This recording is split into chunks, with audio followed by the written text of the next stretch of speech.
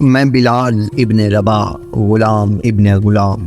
دوسرے دن ابو بکر رضی اللہ تعالیٰ عنہ مجھے آپ صلی اللہ علیہ وآلہ وسلم کی خدمت میں لے کے گئے۔ ان کی کشادہ پیشانی ان کی اعلیٰ ظرفی اور نجابت کا مظہر تھی۔ ان کی مسکراہٹ روح میں خوشیوں کی لہر دوڑا دیتی۔ ان کی خوبصورت مناسب آنکھوں کی سیاہی میں گہرے بادامی رنگ کی ہلکی سی آمیزش تھی۔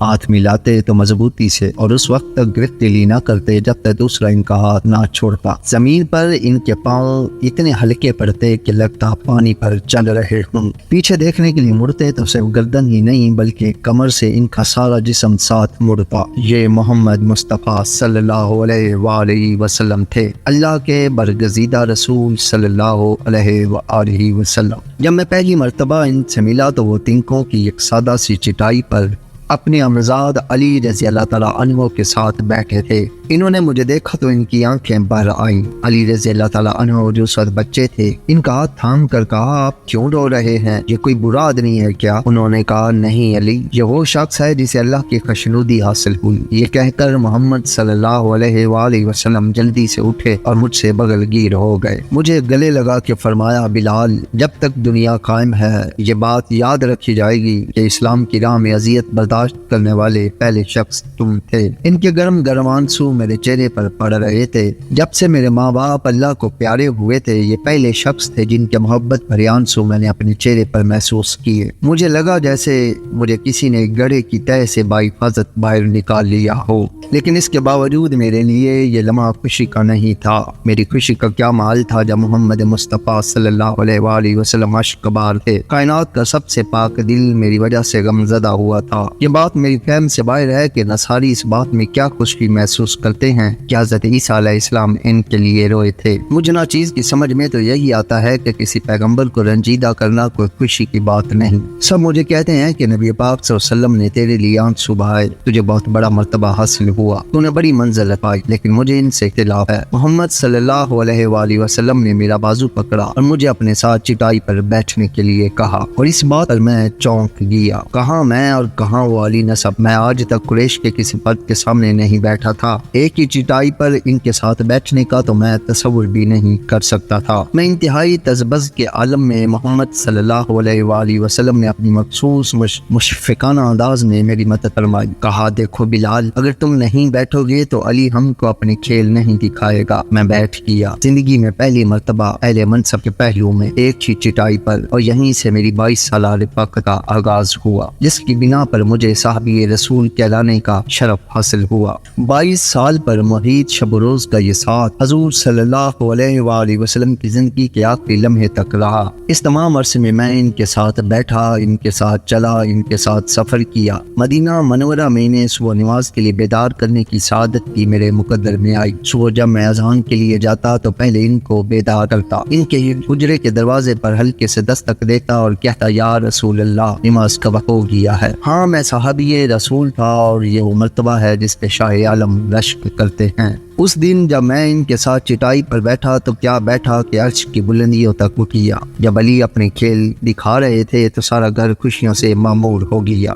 وہ پھلانگتے تھے، کودتے تھے، کلابازیاں لگاتے تھے، الٹی سیدھی اور پھر ہوا میں اچھلتے تو حضور صلی اللہ علیہ وآلہ وسلم ان کو ہوا میں ہی پکڑ کر اپنے بازوؤں میں لے لیتے۔ بچوں کو ان سے بڑا پیار تھا، وہ ان کی طرف کھینچے چلے آتے۔ ایسا لگتا تھا کہ ان کے اندر کوئی موسیقی ہے جسے صرف بچے ہی سن سکتے تھے۔ لوگوں سے ان کی عمر اور مزاج کی مناسبت سے گفتگو کرتے، بچوں سے بچوں کی باتیں، بچوں کے لطیفے، بچوں کے مزاق، اور بڑوں سے بڑوں کی دلچسپی کی باتیں۔ نبی کریم صلی اللہ علیہ وآلہ وسلم کا ذکر چھیڑتا ہوں تو بات کہیں سے کہیں جا نکلتی ہے۔ بے شمار واقعات ذہن میں ابھرنے لگے ہیں، کس کو چھوڑوں، کس کو بیان کروں، کہاں سے ابتدا کروں، کہاں انتہا کروں۔ ان باتوں نے میری زندگی کے ایک ایک دن کے ایک ایک لمحے کو حسن سے بھر رکھا ہے۔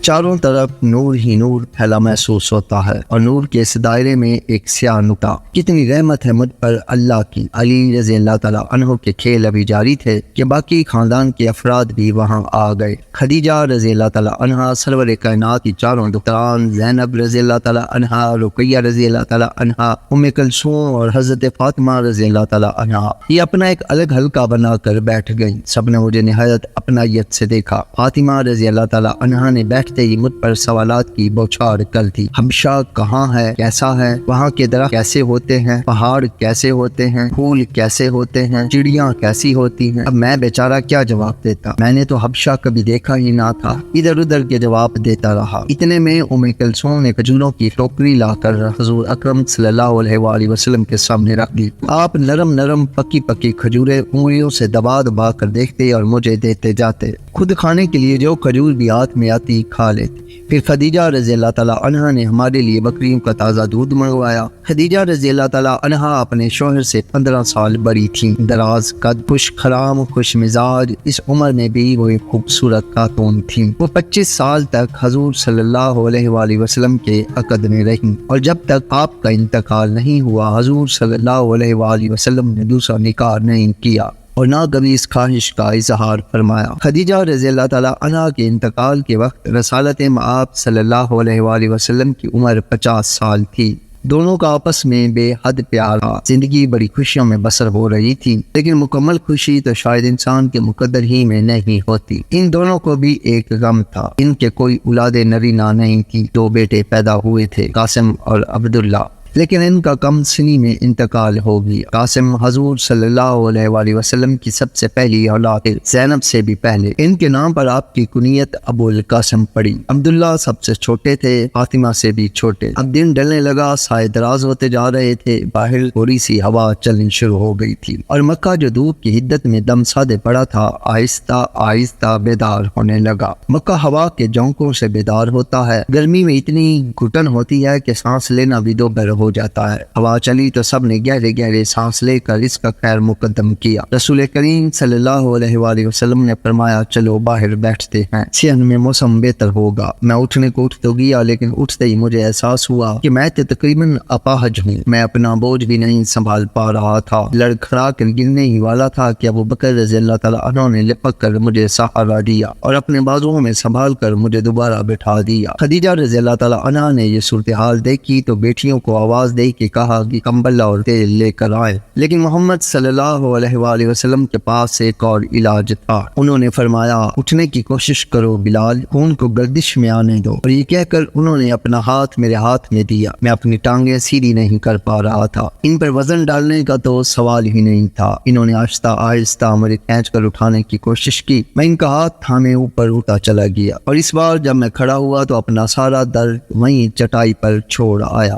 محمد صلی اللہ علیہ وآلہ وسلم کبھی مجھ سے نہیں دکھاتے تھے، انہیں بیماروں کو شفا یاب کرنے کا کوئی اتبار نہیں تھا۔ وہ مردوں کو زندہ نہیں کرتے تھے، پانی پر چل کر نہیں دکھاتے تھے، لوہے کو پانی پر تیرا کر لوگوں کو حیرت میں مبتلا نہیں کرتے تھے۔ اور اس شام بھی جب انہوں نے مجھے اٹھایا اور ان کے ہاتھ کے لمس سے میرا سارا درد دور ہو گیا تو انہوں نے کوئی معجزہ نہیں دکھایا تھا۔ وہ اپنی ان باتوں سے بہت بلند تھے، انہوں نے صرف اتنا کیا کہ مجھے اپنی تکلیف کو برداشت کرنے کی طاقت دی۔ ان کا وصف تھا کہ وہ ہر شخص کے اندر چھپی ہوئی قوتوں کی اور صلاحیتوں کو دیکھ لیتے اور اسے ان کا شعور دیتے۔ جیسے ہی انہوں نے محسوس کیا کہ ہر شخص کے اندر فطری طور پر رحم کا جذبہ موجود ہے، انہوں نے سب کو اس کا ادراک کروایا، اور اس طرح انسان کی یہ فطری خوبی ابھر کر سامنے آ گئی اور یہ زندگی کا روزمرہ کا معمول بن گئی۔ محمد صلی اللہ علیہ وآلہ وسلم کی اولاد بشریت، دائرہ بشریت میں ہوئی، ان کی وفات بھی دائرہ بشریت میں ہوئی۔ یہ بات اپنی جگہ مسلم کہ اللہ نے ان کو وہ کچھ مرمت کیا جو پہلے کسی نبی کے حصے میں نہیں آیا۔ اللہ نے انہیں قرآن حکیم عطا کیا، اور یہی کلام الہی جو ہمیں ان کی وساطت سے ملا سب سے بڑا معجزہ ہے۔